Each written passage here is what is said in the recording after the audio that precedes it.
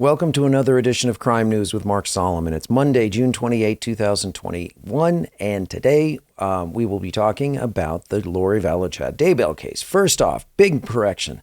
I had said that Chad Daybell's case was set for trial in July. That was absolutely incorrect. Last week, they set the case for trial for November 8, 2021. They scheduled it for 5 weeks, and there's a pretrial conference set for September. We'll keep you posted on that. We still don't know what caused Tammy Daybell's death. We know that Chad and Lori are being prosecuted for her murder, but we do not know the method of how she died. We know she was pronounced dead. She was buried. Then she was exhumed. 2 days later, Alex Cox was suspiciously dead of a pulmonary edema. We're going to be talking about that today.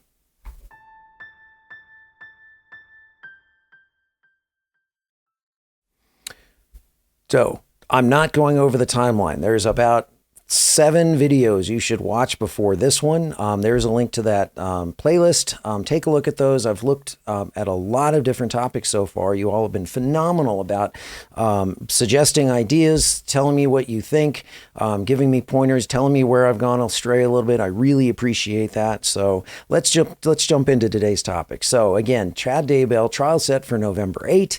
Tammy Daybell's autopsy was performed in Utah. We still don't know what the heck caused her death.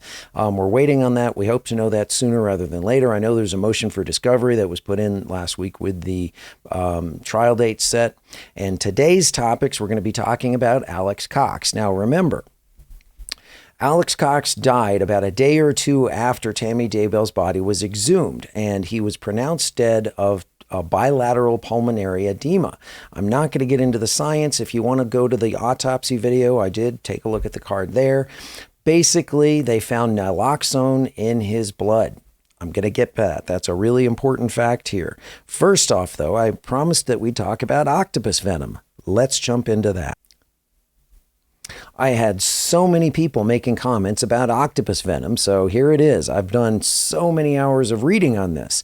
The blue-ringed octopus, it's one of the deadliest things in the ocean. I'm going to get to how in just a second, but how is this even relevant? I had somebody say, how many octopus do you find in Idaho?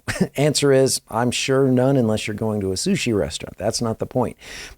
Chad and Lori went to Hawaii at least once or twice before Alex Cox and Tammy's murder.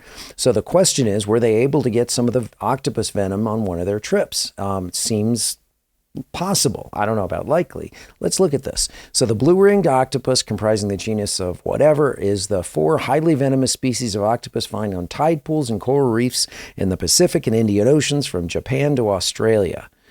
I've looked quite a bit, and there's another type of blue-ringed octopus, which is the southern blue-ringed octopus. Again, these are from Australia through Japan, and they're about 8 inches long, up to about, almost an ounce. Highly docile, highly venomous. They're hard to find, but here's the thing.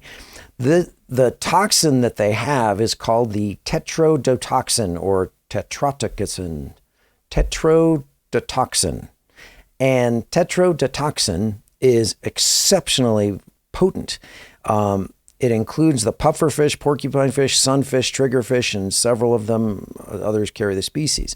Here's the thing, though. It's a neurotoxin, right? In other words, it causes paralysis in other ways. We're going to get to that in just a second. But essentially, what it does is it causes paralysis. People can't breathe as much. But before we get to that, here you go. This is what the octopus essentially looks like. Really beautiful blue things, but again, found in Australia, found in Japan. It is not found anywhere near Hawaii. Now, I know Hawaii has coral reefs, I think, but the idea is that I could not find a single instance where any blue-ringed octopus was found in Hawaii. The only articles that I was able to find were referencing Australia, Japan, South Pacific, that sort of thing, not Hawaii. So, and again, there's some only found in Australia. I'm finding it a real reach that Chad and Lori would have gone to Hawaii to get this Tetrodotoxin, toxin. So I started looking, even if they could get it, and I'm going to get to that in a second. Here's this article, and again, everything I'm linking to, it's going to be down in the description below. This is an article that talks about what is this tetrodotoxin, and the symptoms of it are. And again, I really, really, really wanted to dismiss this, but I can't. I really can't. Look at this. Nausea, vomiting, diarrhea, epigastric pain may also be present. Later respiratory symptoms such as rapid breathing, low blood pressure, convulsions, and irregular heart rate. In most cases, the patients retain consciousness until shortly before death, which takes place within the first 6 hours. All humans are susceptible, and there are currently no known antidotes. Now, that really got my attention because those symptoms almost match to a T what Alex Cox was described as having.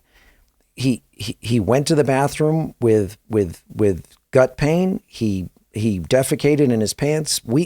Many people had suggested that it was after death. Now I'm starting to wonder, could it have been beforehand because of the Tetrodotoxin, I'm not going to be able to pronounce this, octopus venom.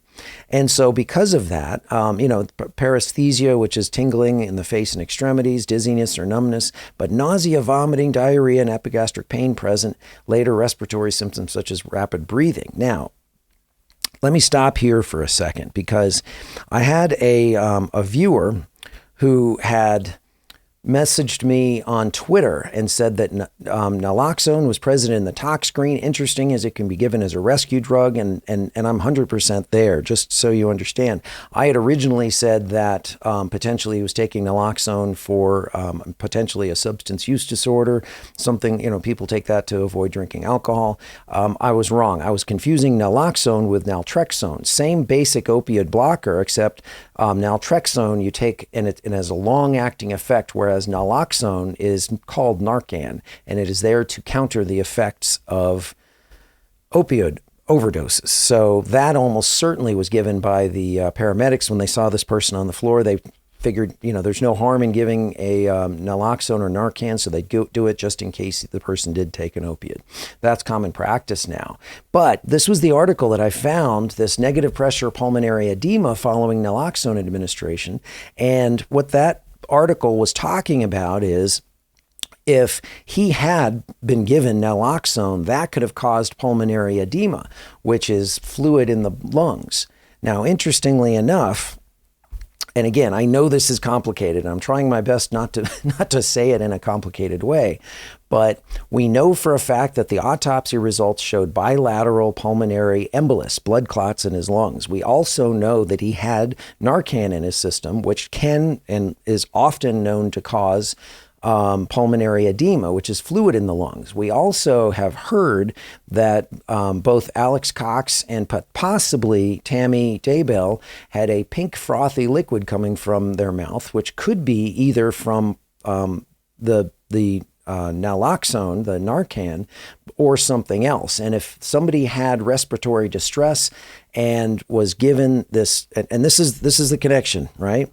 If he was poisoned with this octopus venom, where the symptoms do seem to match, if he was in bad health, he had pulmonary embolus, he had the blood clots in his lungs already, he would have gone a little bit faster potentially than Tammy. We don't know what her cause of death is, but track with me here. If he had the blood clots in his system and the EMTs got there, didn't know if he was suffering from an opioid overdose, they give him the Narcan, causes pulmonary edema before he passes away, coughs up the liquid in his lungs and in further respiratory distress, hence pink frothy liquid. Just makes sense that the liquid in his lungs mixing with the blood clots would easily cause more of a pink frothy liquid. Do I know this? I'm a lawyer, not a doctor. I'm not a forensic anything. My point is, I really wanted to dismiss this octopus venom theory, and I just couldn't because the symptoms kind of do tend to match.